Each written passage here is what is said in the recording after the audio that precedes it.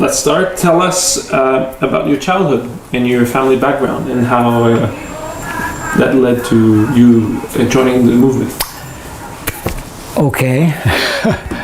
Well, coming from a Roman Catholic family, French Canadian, and the northern province of Ontario.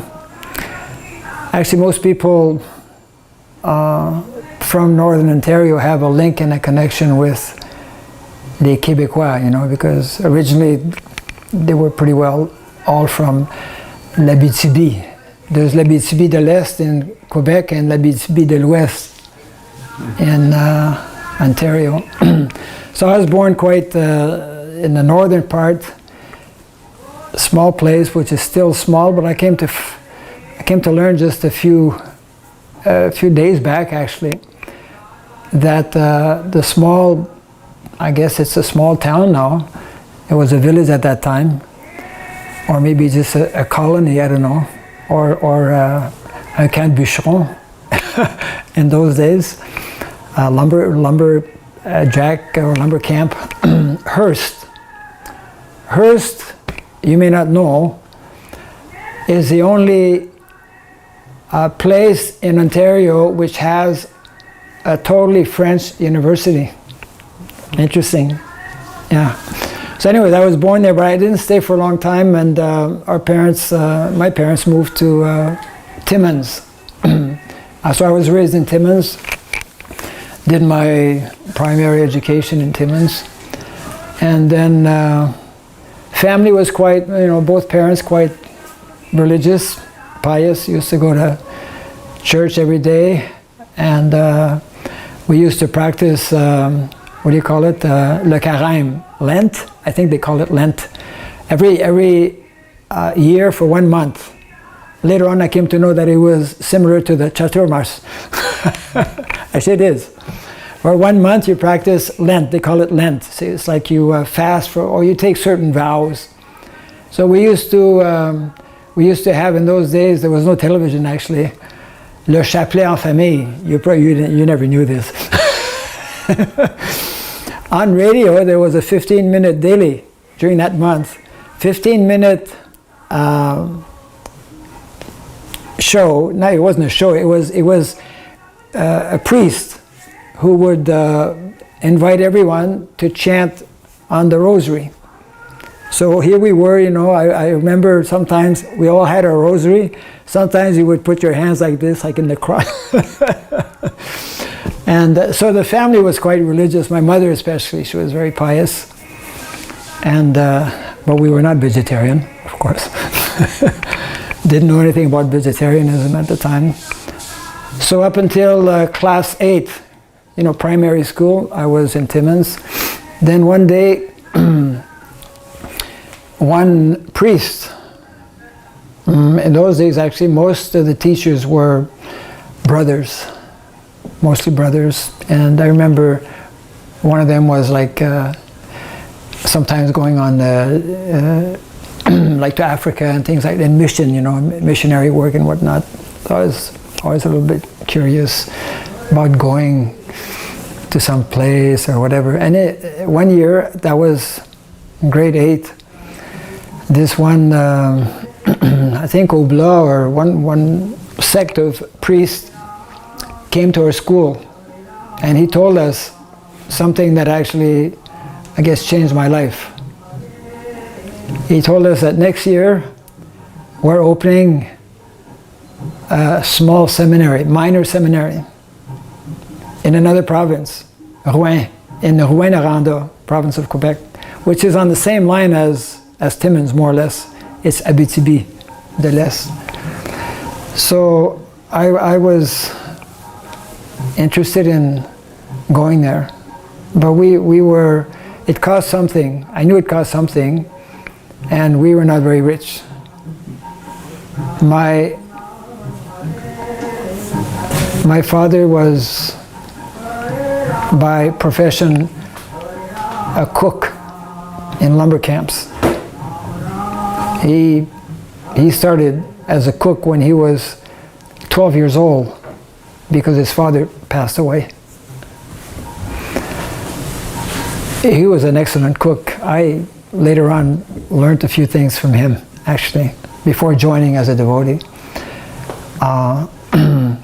So because we didn't have so much money, still I was interested to go, so I told my parents about it, and somehow we arranged for this priest to come to our place to tell us more.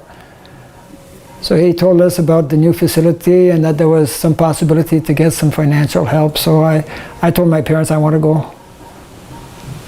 So the next year, when I would normally start my secondary, I started my what is called cours classique, classical course. Éléments, syntaxe, méthode, versification, belles lettres, rhétorique, philo 1, philo 2. 8 years. So I started in 1960. And you know, this is like first time I'm away from home. It's like 13, 14 years old. Only later on it was like, you know, going to Gurukul kind of, because that's residential.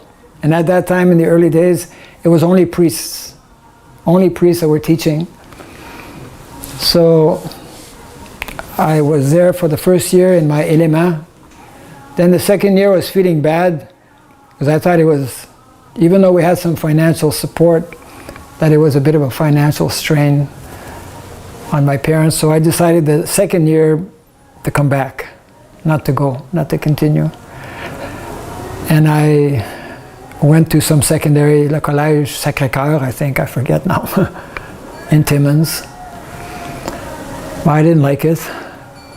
I had already developed a little taste, because you know, before going to the seminary, I was thinking it would really be nice, you know, to be with spiritual people, like-minded people, and I had that kind of thought and, you know, attraction.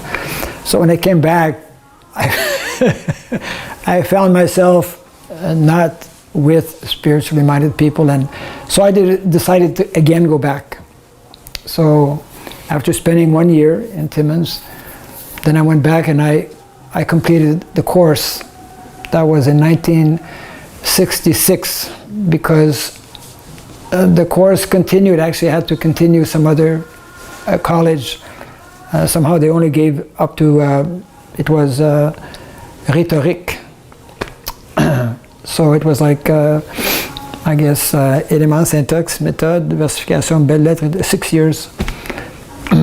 And then from 1966, I came to Montreal actually for 1 year. At that time, another kind of minor seminary called Le Collège Saint-Jean-Vianney. It's still existing actually. So that was in 1967, the year of Expo, Montreal Expo, Montreal Expo. And that year the devotees actually came, but I never saw them.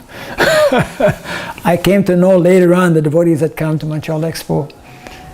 And that was around the time Prabhupada came also. But I was in my, you know, I was doing my first year of philosophy. And that was very interesting. But at the same time, I was having a lot of spiritual doubts. And I practically lost the faith at that time. And so I decided not to continue. I did my philosophy one. I needed 1 more year to finish my, it was like equivalent to a bachelor degree. So I left Montreal after that philosophy 1 year, and I continued. I transferred to Ottawa University. That's where your dad was. I never met him. He was 1 year ahead of me. When I transferred from Montreal, because in Montreal I was taking a lot of philosophy courses. So then I thought, okay, let me continue in philosophy. So I registered at the Department of Philosophy under Ottawa U. But it was too much philosophy. And so after 1 month, I transferred from the philosophy department to arts. So I ended up graduating with a Bachelor of Arts, BA degree, but majoring in philosophy and psychology. So at that time, I had one friend in Timmins who was about my age and I think maybe 1 year ahead of me. And he got a job as a social worker. So I was inclined, I was interested in that kind of work, helping people in a general way. So I applied for a job, and the day that I graduated, which was my birthday actually, I was 22 years old. 22 years old, and at that time I had not come in contact with Krishna consciousness. Although I might have seen devotees from a distance, something, because those years in North America, a lot of growing interest was there in spirituality. A lot of different revolutions were taking place, you know, and the hippie movement was gaining strength. So a lot of things were happening, and so after graduating, I was not really very much involved in I would say the hippie movement, you know. I had some friends who were hippies and things like that, but I was not. I was what they called in those days a straight guy. You know, you're either straight or you're hip. So I was pretty straight, although in the summertime I used to go and work with my father in lumber camps. That's a whole other story, but I never really got polluted, and I was fortunate, I would say, to remain celibate at that time, all those years, right up until the time I finished my studies. But I had started, well, you know, occasionally drinking, things like that. Nothing so serious, but more or less social, kind of like everybody does. Anyways, 22, I started to work as a social worker for the, what is called the Timmins Children's Aid Society. And that went on for about 2.5 years. After 2.5 years, I was kind of getting bored with the job. And I thought in my personal life I needed a change. So I wanted to take a leave of absence. I actually asked my boss, Mademoiselle Martin, Miss Martin. She was a nice lady, elderly, and but somehow she didn't grant a leave of absence, so I quit. I gave my resignation, and I ended up joining another organization in Toronto. That was basically the first time I went away from my hometown, except for the years I was in Varnasrama. And I joined what is called the Canadian, what is it? Canadian Mental Health Association as a field worker for about 6 months. And it was only 6 months because then my mental health became affected, and I felt I got to take a break. I really got to take a break from everything. So I just left. You know, I left the work scene, and I just took it easy. I traveled. I had a small Peugeot, not Peugeot. I had a small Volkswagen, small car. Yeah. So I changed that actually for a speed bike, Peugeot. That was Peugeot was a speed bike, 10 speed bike, and I cycled most of the way actually to Vancouver, because go west, young man. Go west. So I mean, the hippie movement was especially happening in the west, and both in California and also Canada, BC, Victoria Island, where it's happening. So I went there, and I was staying in a youth hostel. I think I cycled right up to the border of Manitoba.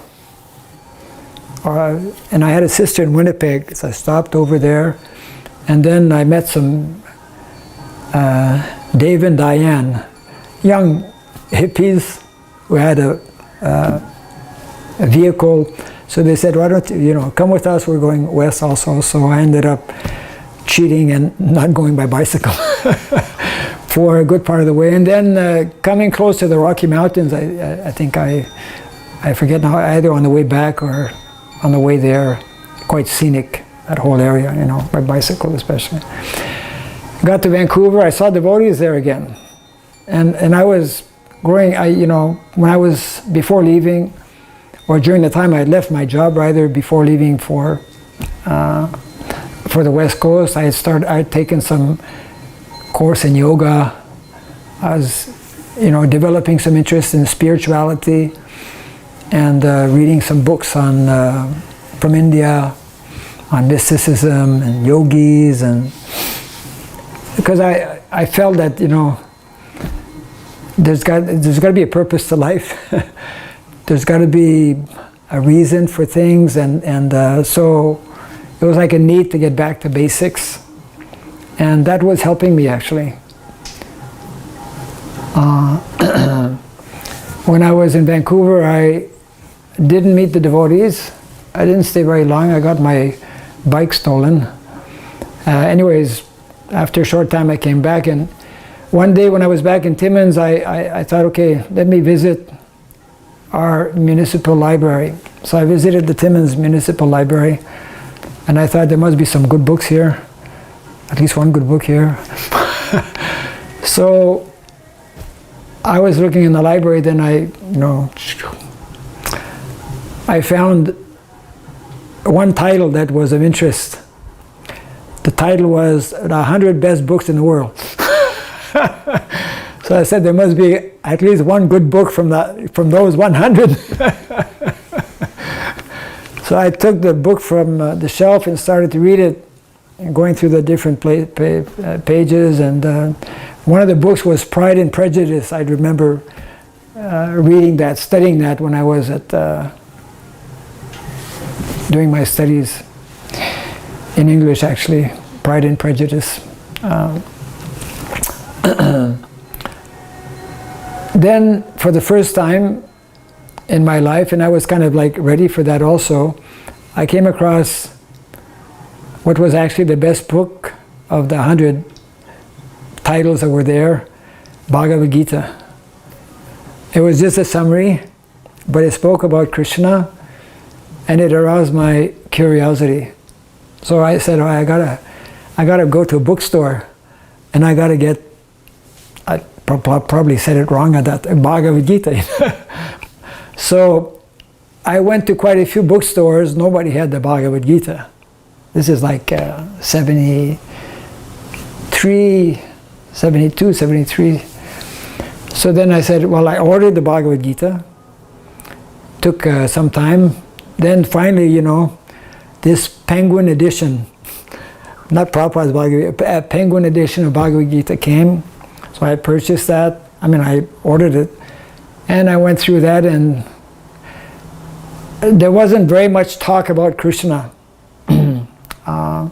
But there was, the philosophy was there, and it was, I found it of interest, and it was in line with other things I was reading, like from India, things like that, on yoga and whatnot. So anyways, I was not really holding any permanent job intentionally. I guess the last job I had, yeah, that's when I took some time to go and learn a few things. I was telling with my father, who was a cook, I'd always wanted to really learn, because when I was working with him when I was younger, I was basically washing dishes, which came in handy when I joined as Hare Krishna. So I knew about kitchen, and so I learned. That was early 73.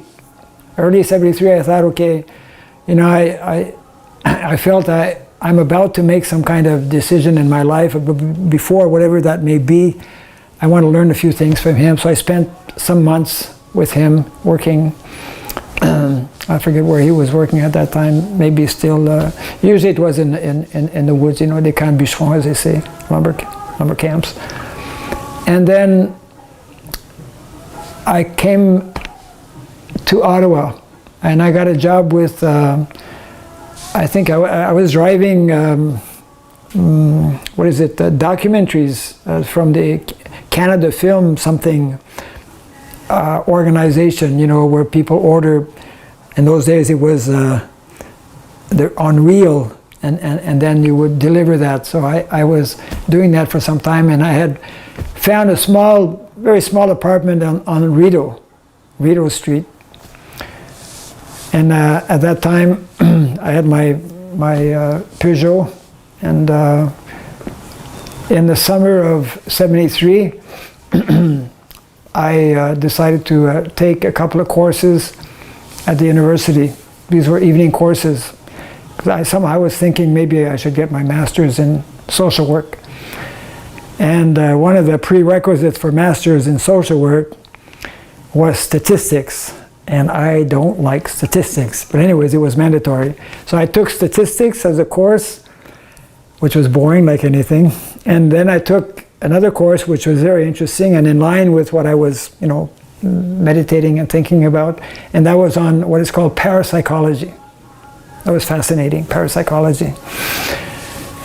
And around that time, I used to go down Rideau Street. So the devotees, I started to seeing the devotees a little bit more because they had a place I came to know because I was going around my bicycle one time. I think I followed them. They had a small place right behind Rideau, Besserer Street. That small house is still there, actually. So I remember I used to pass by, and I never really spoken with a devotee. I'd seen them. And so one day I was walking on Rideau Street, and at a distance I could see there was this one devotee coming my way. There was no way I could avoid him. He had some Bhagavad Gitas, flashy Bhagavad Gitas, Prabhupada's hardbound cover. So anyways, he stopped me. He stopped me on the street, and one of the questions he asked me, do you know Bhagavad Gita? I said, yeah, I know Bhagavad Gita. Feeling a little proud, I know Bhagavad Gita. I didn't really know Bhagavad Gita, but so then we talked a little bit. He showed me all the Penguin edition had not even one picture. So I became attracted to that Bhagavad Gita for the pictures, and also because it was a big book, and also because there was no real fixed price on it. You could just give a donation. So I gave a donation, not a very big donation. I didn't have that much money, but I gave a donation. Then he gave me a card invitation for the Sunday feast. He says, why don't I come down to the Sunday feast? I said, okay. This devotee, I met him 30 years later in Vancouver. Sucharu. You probably may not know him. 2 years ago when I went, actually, more than 30 years after, I happened to, because he was a guy, he was a devotee who distributed me. He didn't remember. When I met him 2 years ago, I told him, hey, you're the guy who sold me a Bhagavad Gita. Vicharu, I'm sorry. Not Sucharu. Sucharu, I have a devotee in Dunya. Yeah, Vicharu. One devotee's name is Sucharu. You know him possibly. You might have interviewed him. So Vicharu, actually, he didn't remember, but I told him, listen, you're the one, and I'm ever indebted to you. So so I went to the Sunday feast, my first Sunday feast ever. So, what I really enjoyed about the Sunday feast was that, well, the place was clean. I was keeping my place pretty clean also. By that time, I was already vegetarian. I had joined the Ottawa Vegetarian Club, and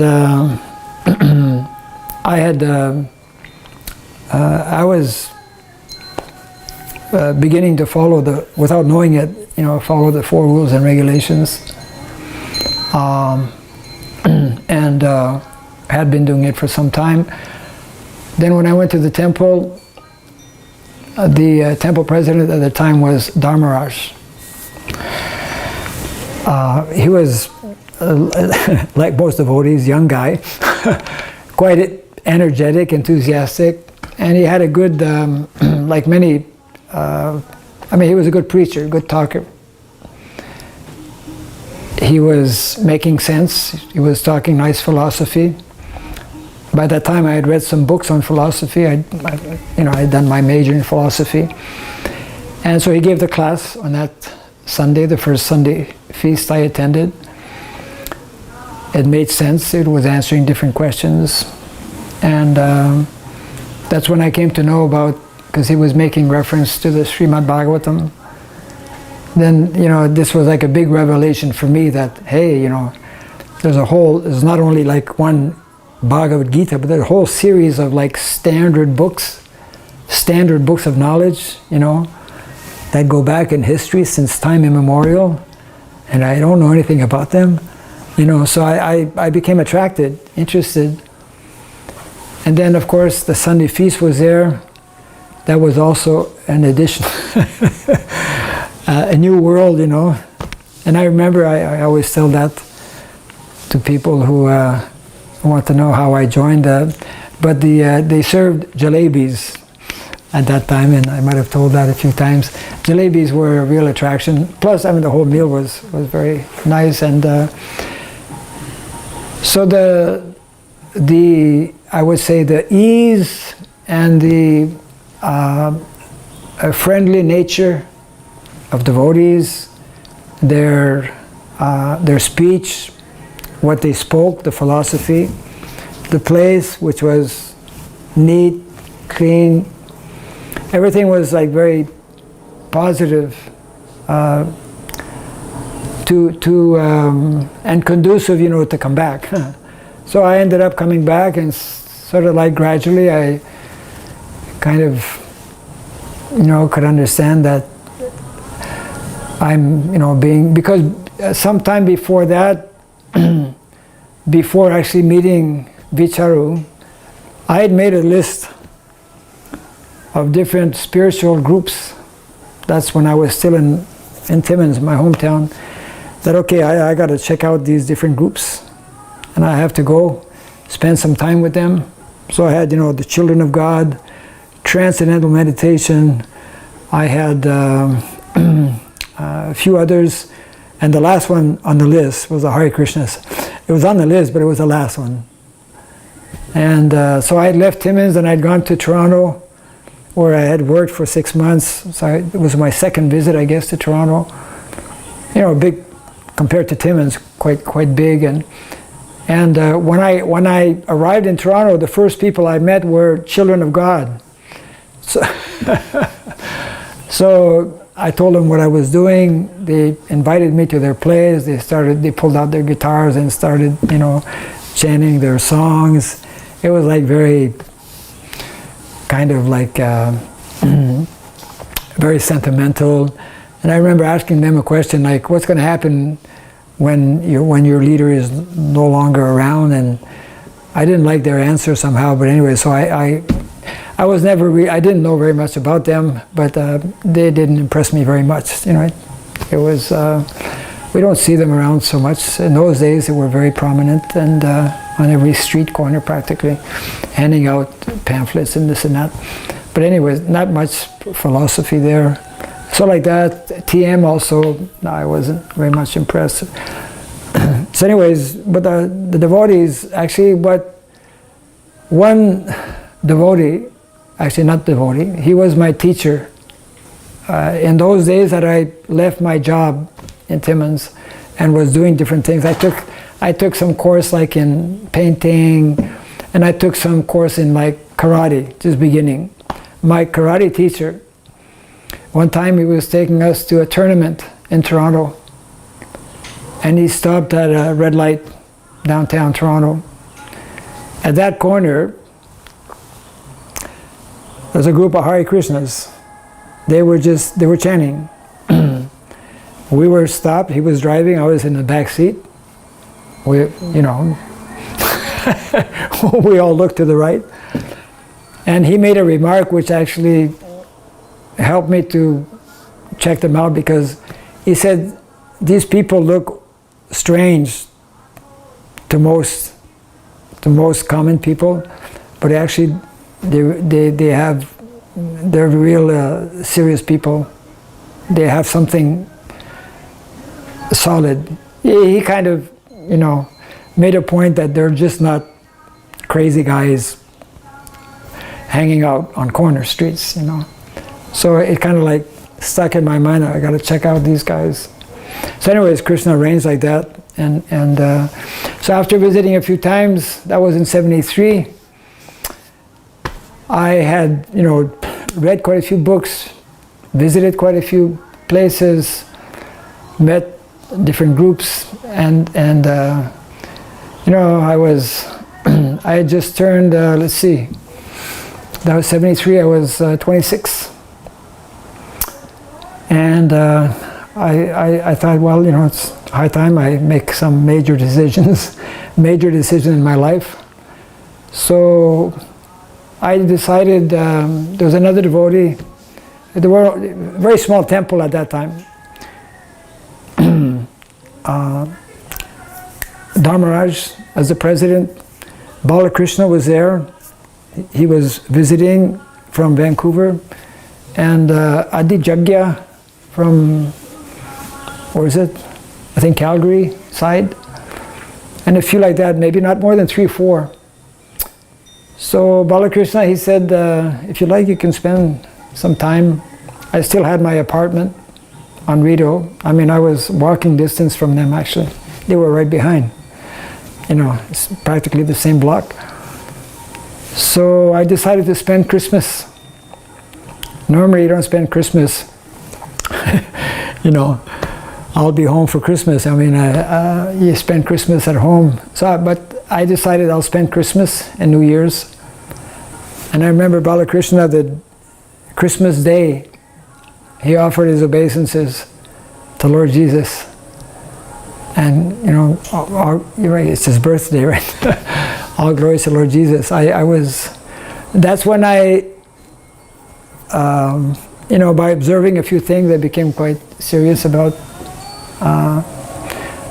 Hare Krishna philosophy as offering something solid that was, going back centuries and had a attractive philosophy. And then one of the things that convinced me also is, because when you read books on yoga and whatnot, you see the yogis and sadhus in kopins, practicing very often. So I saw the devotees wearing kopins, and I said, these guys must be serious.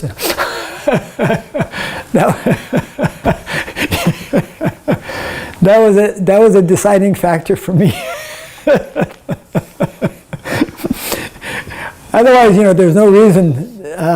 So I could understand that after spending a few days, in my mind, more or less, I made up my mind, okay, I'm going to join, So I was still at the temple, and I asked permission, can I call my parents? So I called my mother, and I broke the news to her. I am joining the Hare Krishnas. So my mother, she's good-natured. Whatever you think best, you can do.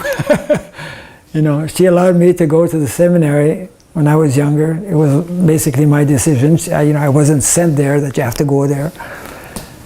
So, but for the other members of the family, it was hard.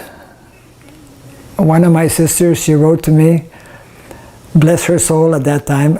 Since then, of course, we've all made up. They all came here, actually, about a month back. We had a family reunion, actually. They liked the place.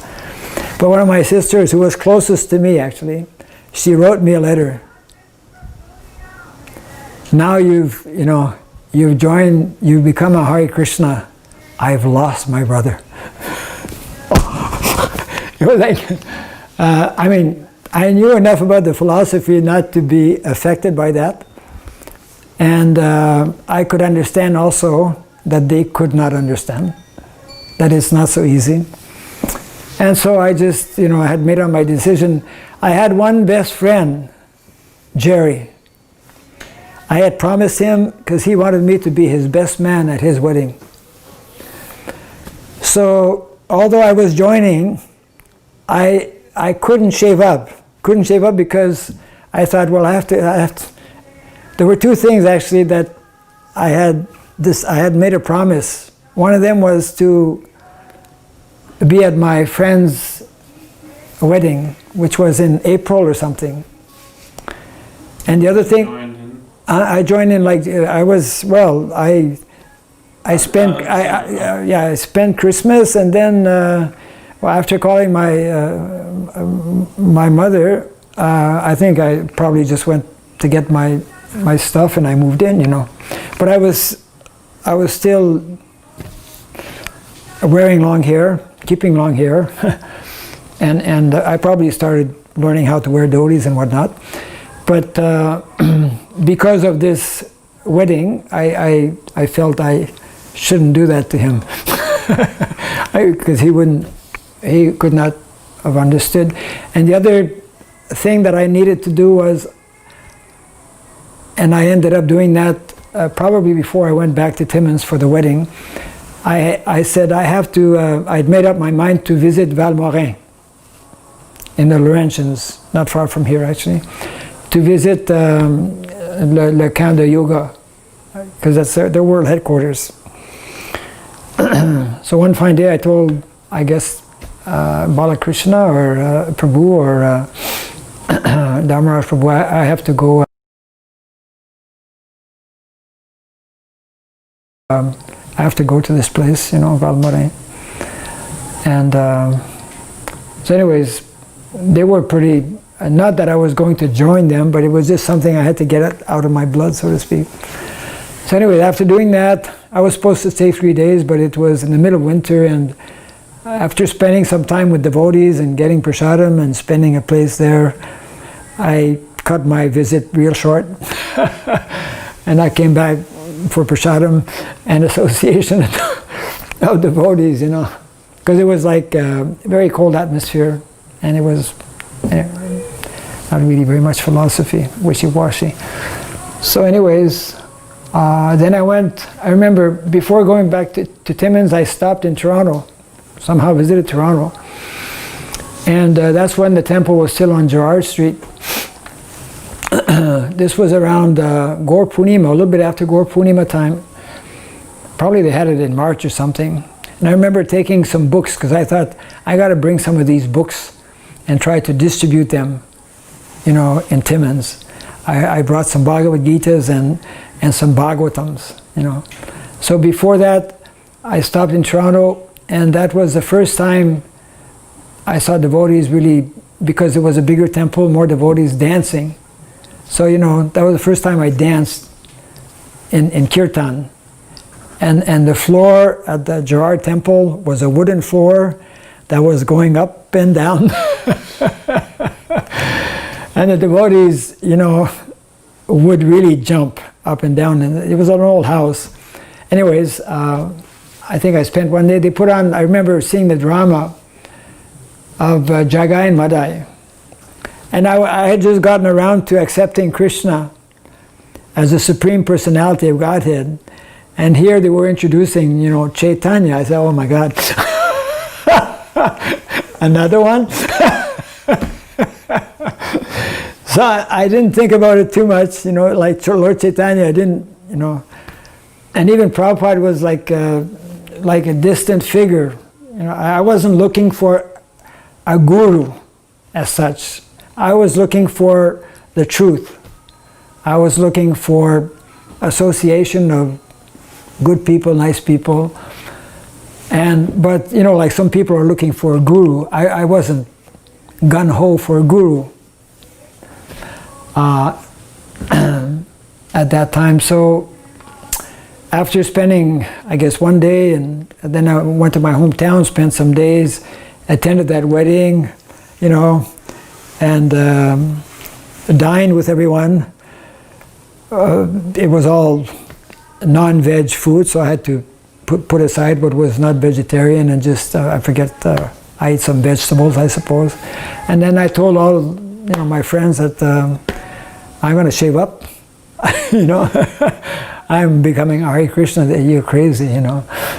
So naturally, after finishing, I distributed a good number of books. I used to go right in the street. I mean, I was dressed as with my hair still, you know. And I remember distributing one Bhagavad Gita, I think, to one doctor or something, downtown Timmins, and visited a few friends. Anyways, I went back to Ottawa, and probably within 1 or 2 days I shaved up, because we had already started going on Harinam, and it was, by that time, I guess April, it was getting warmer, and I really wanted to take off, you know. So finally, there was Krishnadas Kaviraj Prabhu. We joined together, actually. Krishnadas Kaviraj and Lakshminath. They joined around the same time. I think he shaved up before I did. And I was a little envious because I joined before him. Things like that, you know. So anyways, so I shaved up real quick, and then, you know, so the three of us were like the same group and whatnot, although they were all younger than me. Especially Lakshminath was about maybe 7 or 8 years younger than me. So we were all there the first year in Montreal. It was nice, small group, and at that time Jagadish Maharaj, at the time he was a GBC, and he used to come. Those were the days the days of spiritual sky incense, and those spiritual sky incense sticks were heavy duty, scented, you know, and we used to put them in our pockets to go door to door. In those days, there was no etiquette for Vaishnav dress. You would wear socks that were different colors and wouldn't think about anything else. And it was like, it was a revolution when, I think it was Dharmaraj who was the first one day, you know, he was dressed up real nice. Hey, what happened to you? You know, he said, we got to learn how to dress nicely. We're going to meet people, and we should, you know, otherwise we were like à l'envers, you know, I mean, our clothes wasn't neat, and it was, I think, clean, because cleanliness is, you know, Socham, one of the pillars of Dharma. But we would go, and I remember mostly we would do door to door and Harinam. And those days we're still trying to find out how to survive, you know, because we didn't have any income. Dharmaraj was working at a pump, petrol pump. A Brahmana working at a petrol pump. It didn't last for a long time in his life, you know. Brahmanas is so, because, you know, like in the early days, devotees, some of them had to work because we didn't know how to collect money. There were no books practically. We just had the magazine, Back to Godhead magazine. A few small books. We'd go with a can, you know, ask for donations. And we would go, I mean, every day we would go out on Harinam, hours and hours. That was our main activity. And then for the Sunday feast, Friday, Saturday, we would go and collect leftovers from the grocery. And we didn't have any money to buy food. We would beg for leftover vegetables, or whatever, you know, you might be throwing in, and you know, made friends with some of the shops. So like this, we would, you know, okay, even though we would cut and keep whatever's good, and largely we would be doing that. And so I was in Ottawa, from January, I guess you could say, 74. And a few times we would go to Montreal. I remember going to Montreal when Montreal Temple was still on, what is it? Park Avenue. On Park Avenue in the bowling alley.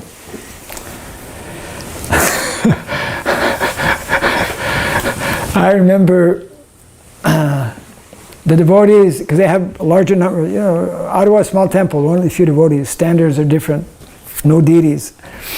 Come to Montreal, many devotees, and everybody working or serving in the kitchen, they're wearing masks in those days.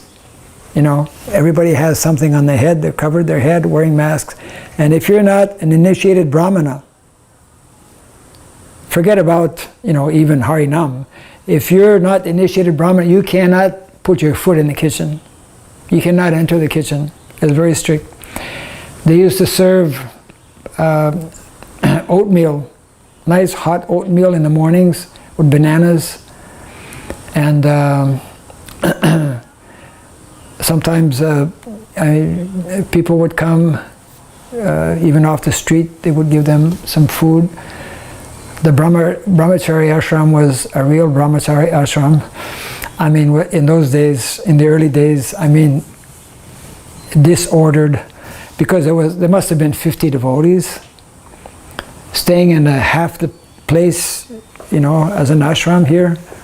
So you had clothes all over the place and socks, or whatever socks are there, you just take and whatnot. And I wasn't used to that, actually. I was a little bit disturbed, you know, by the lack of, I would say, tidiness. I wouldn't say lack of cleanliness. Cleanliness was there, but tidiness was definitely somewhat, you know, missing. So a few times we went to Montreal, and then actually Gaur Purnima 75, a few devotees from our temple, Ottawa temple, I really, by that time I really wanted to go to India. My first service, because I knew something about cooking, I mean, was in the kitchen. We didn't have any deities. Our first altar was a cardboard box. We put some maybe paper on it or something, I don't know. And we had a picture of the Panchatattva and Prabhupada. That was our first altar. Then we graduated, you know, we went up to a second level altar. We decided one day we shouldn't have, you know, a cardboard box as an altar.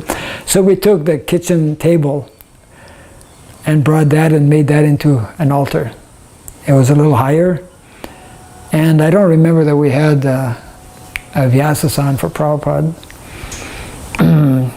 in those early days. Then after that table, we had something made. And anyways, slowly, gradually, you know, the standards came up, and the small. So by 1975, I was really envious of those devotees, because by that time we had changed president. From Dharmaraj, one devotee by the name of Amshu became the president. Tall American guy. Dharmaraj was also American. Not too many, well, I guess the Canadians, they were mostly in Montreal, you know, French Canadians. We used to visit occasionally Toronto, but mostly we were there in Ottawa. So one time we we heard that Prabhupada was coming to Montreal. Ottawa was like not on the map. Nobody would ever visit. I mean, there was only two sannyasis who visited. Satsvarup Maharaj, when the library party came through, because they were on a marathon to visit all the libraries in Canada and other countries. So they stayed for a short time, but they were mostly in and out, and mostly dressed in their karmic clothes, meeting people, you know, librarians and whatnot. And then another sannyasi, he visited after I got initiated. Because 6 months, in 74 when I joined, 6 months down the line, before coming to Montreal in 75, I mean, that was quite eventful. 6 months down the line, approximately, May, June, Prabhupada was coming to New Vrindavan. So, you know, it's very difficult for people who were not there at the time to understand the mood that everybody was in. The mood of being Hare Krishna and being part of, being a full-time devotee. And the mood that we had towards, the reverence, I would say, towards Srila Prabhupada, it was like, every news, every bit of information about Srila Prabhupada, everybody was just hankering and waiting to hear. If somebody would get a letter, that letter was not really his personal property. You had to open the letter in front of everybody and read your letter, practically.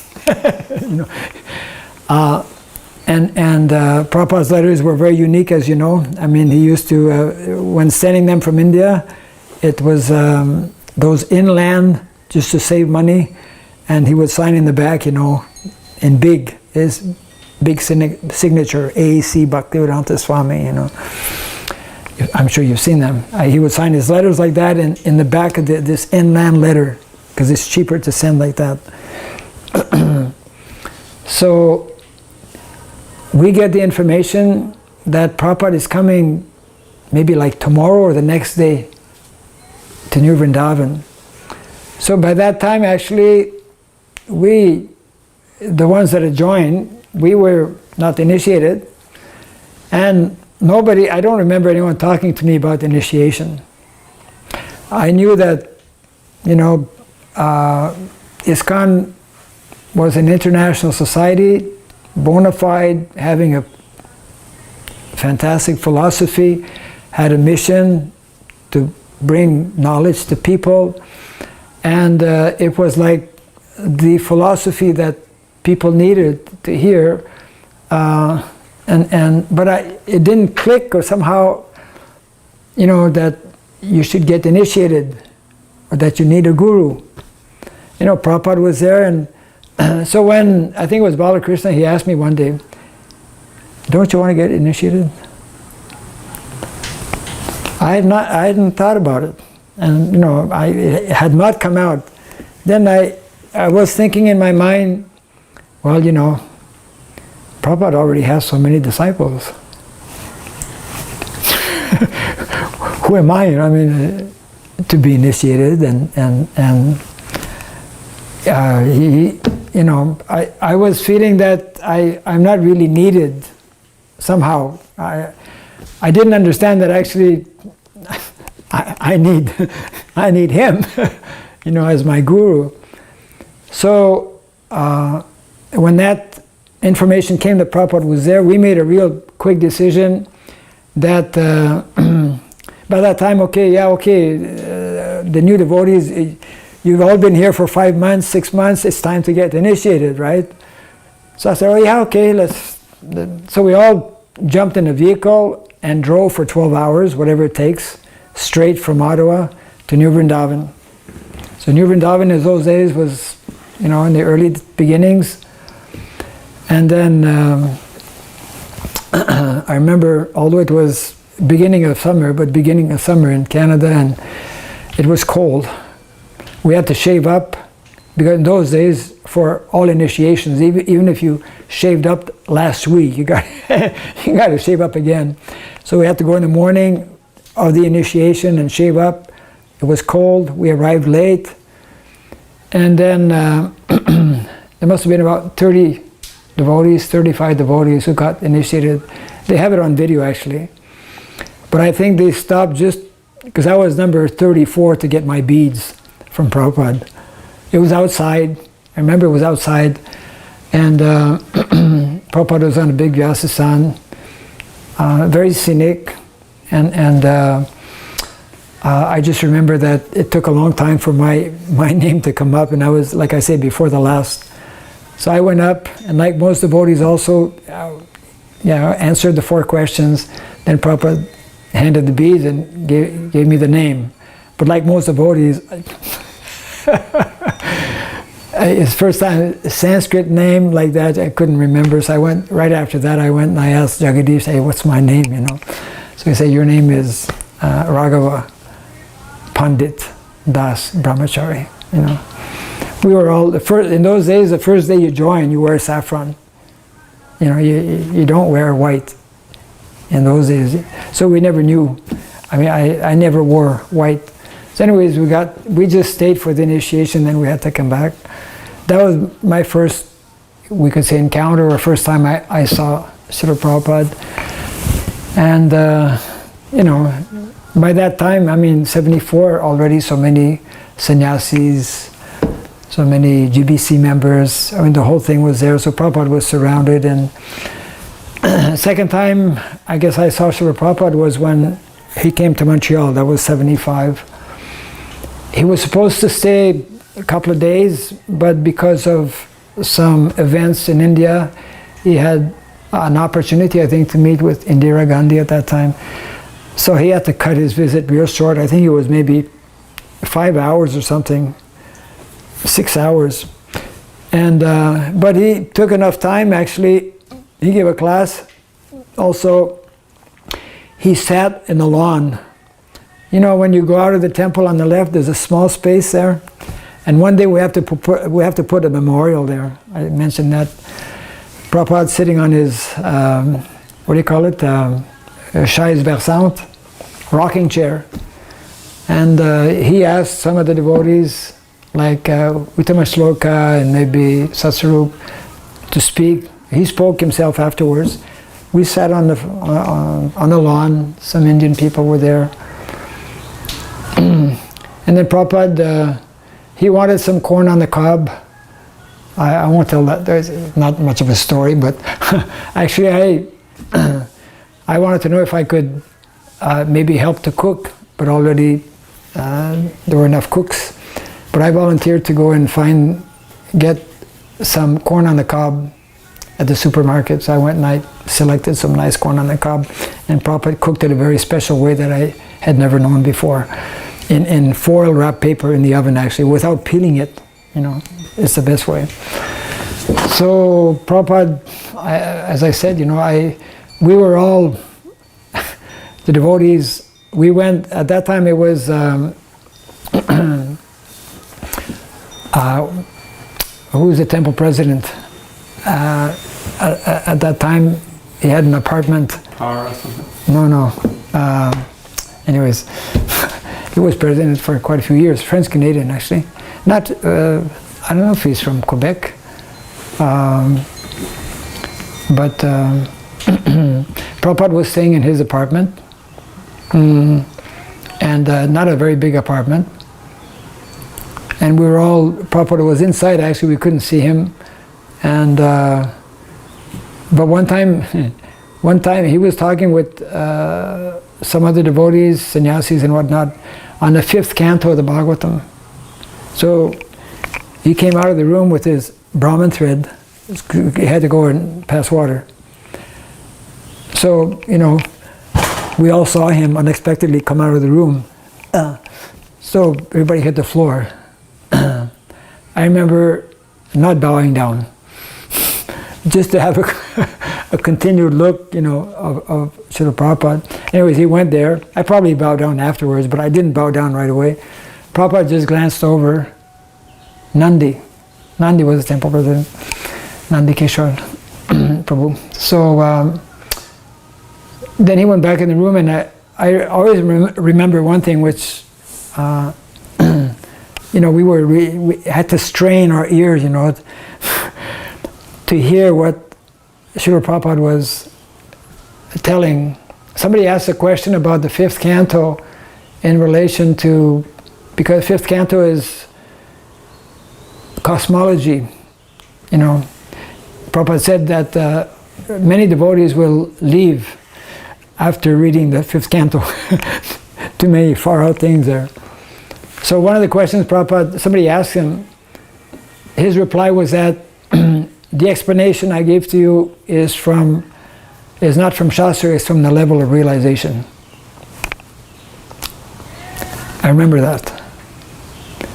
I don't know if it was recorded, because not everything is recorded, but I you know, that like further solidified my faith in this person, you know, and also in the process that, okay, Shastra is there, but also there's an aspect about realization also. Here the Guru is telling that whatever I explained to you is from the level of realization. It was, to me, that statement hit. I mean, impressed me positively, you know. So anyways, I had wanted to go to India, and then of course next Gaur Purnima was coming up. So this time the three brahmacharis, we all got initiated in 75. So Lakshminath and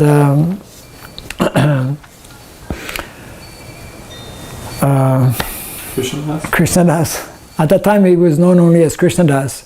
It took him 25 years to find out that his real name was Krishnadas Kaviraj. You know that?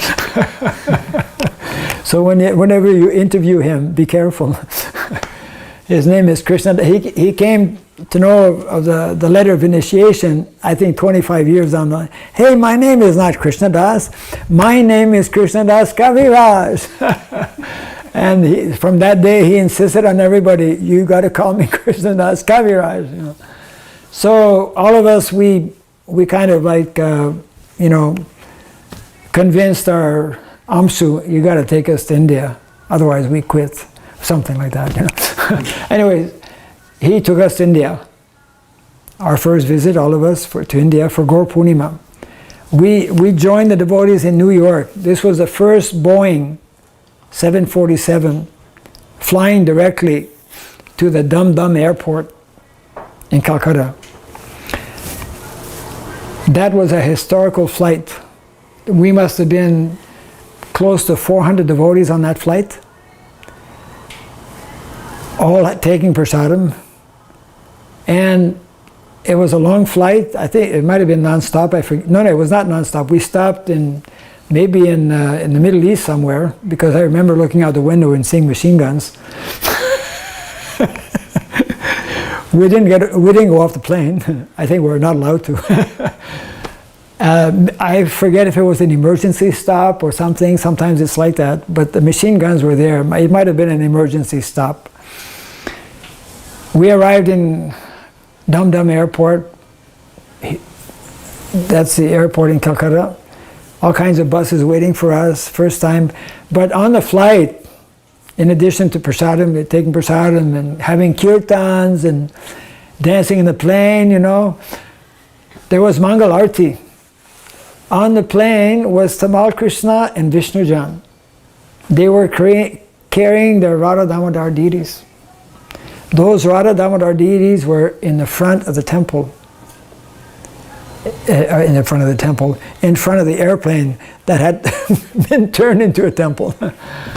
And so, you know, one devotee announced, okay, it was Mangal Arti time. We all sang, you know, Mangal Arti. Okay, now devotees, one by one, you know, in a line, you can all come in the front and take darshan. You know, Radha Damodar. Okay, so, you know, 30,000 feet up in the air, we're circumambulating and going around. Well, I mean, having darshan Radha Damodar. So that was a historical kind of flight, which I think everyone who was on that flight remembers. Anyways, we arrived. Gaur Purnima that year was March the 10th. March the 10th. Naturally, Prabhupada was there. So we got to see Prabhupada again. And then,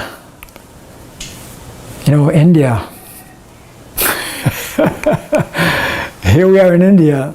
And I had read some books about India, like everybody else, like many devotees, I suppose. And then I was starting to think, India, wow. I wonder if I could stay in India, you know. And then it just so happened, I mean, in those days it was like, first part of the festival is in Mayapur. Then the second part of the festival is in Vrindavan. So it's all organized, we all travel by group. And those were still in the early days where Prabhupada needed a lot of manpower to help his big temples. Krishna Balaram temple had just been opened, I think, in 72 or 73. Mayapur was still in its beginning, and Bombay was still not open. Prabhupada needed some help. So he told the GBC his GBC men, you have to select some devotees from your respective zones, and you have to leave them here, and we'll divide them to different temples. And you make an announcement, you know, who would like to also. So this was announced. Wow. It's like, you know, here's an opportunity. Srila Prabhupada is looking for people. So then it was by the, you know, they were having interviews for people who were interested. You can, at that time it was Bhavananda and what's his name? Who had just taken sannyas that year also. Shatadanya. Yeah. They were interviewing people. So it was only by the time we got to Vrindavan, I kind of like mustered up, you know, enough guts to go and speak with them. I had not spoken to Amshu, my temple president. It was only, you know, in my mind. So I went up to them and I asked them, they were both in the room. I bowed down, they were both sannyasis. I was a new brahmachari. And you know, I got my Brahmin initiation maybe 6 months earlier, something, 7 months. I think it was Balaram's appearance, 75, in Ottawa, because that's when we installed Gaur-Nitai deities. Gaur-Nitai deities, special Gaur-Nitai deities. That's when I became Pujari there also. I might have started before that, in addition to cooking and Pujari. So anyways, I asked them, do you still need people to serve in India? Are you kidding?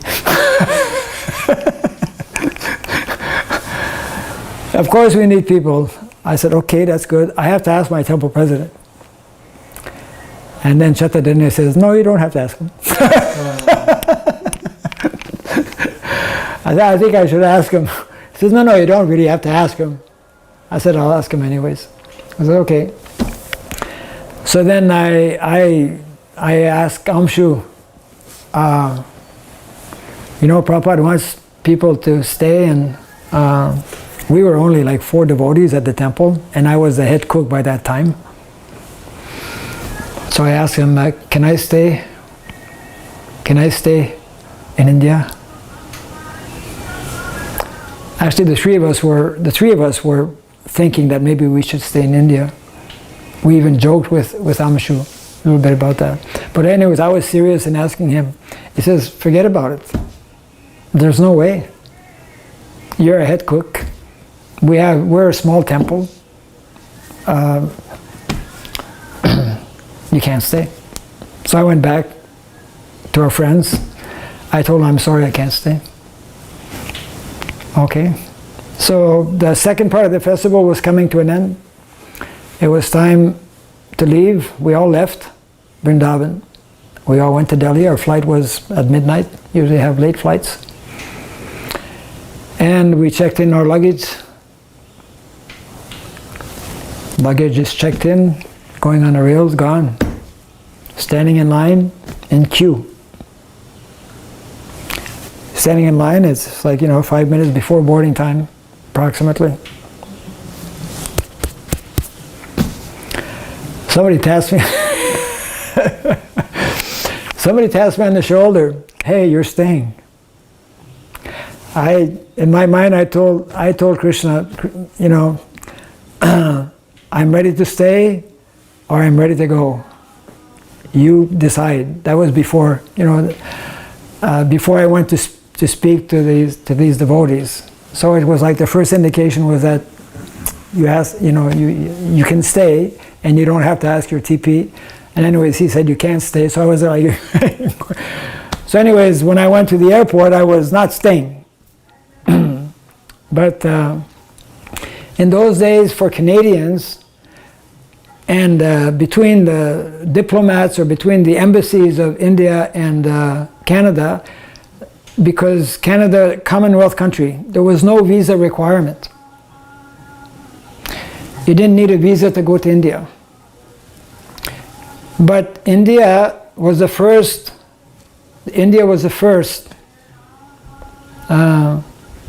No, I think Canada. Yeah, Canada was the first to introduce visas for people to go, something like that. Means that India would also follow suit. Means it would be more difficult to come to India. Means you would have to get a visa. So anyways, Jayapataka Maharaj had inquired about all of these things, and he had managed to convince, listen, Amshu, he's come to Canada, he's come to India without a visa. That's very good. If he goes back to Canada now, the laws are going to change very soon, and it's going to be more difficult to get a visa, especially for long term. So somehow he managed to convince Amshu, and so I was pulled out of the line, empty-handed. My luggage is gone. You can't, all my clothes. I had a small bag. I think there was a toothbrush and a soap in it. That's about it. So, okay, I'm staying in India. All right, boom, So then we left the airport in a car. I remember, I don't think this was, intentional as such, it just happened like that. But I was sitting in the back seat. On one side was Jayapataka Maharaj, and on the other side was Sridhar Maharaj. He wasn't that big at that time, and I was in between. Maybe they didn't. Maybe they didn't want me, to go out the vehicle or whatever. Anyways, we went to the Delhi temple. They had just finished their Sunday feast. They chose one devotee from South America, I forget his name now, to take me to Mayapur. We took a train the next morning. I was on a train, and they gave us, this devotee and I, a big box of halava, leftover halava from the Sunday feast. We ate all halava from Delhi to Calcutta for 2 days, whatever it took. And came back to Mayapur, my second visit, after Guru Purnima. And it was like empty, because empty place practically, because all the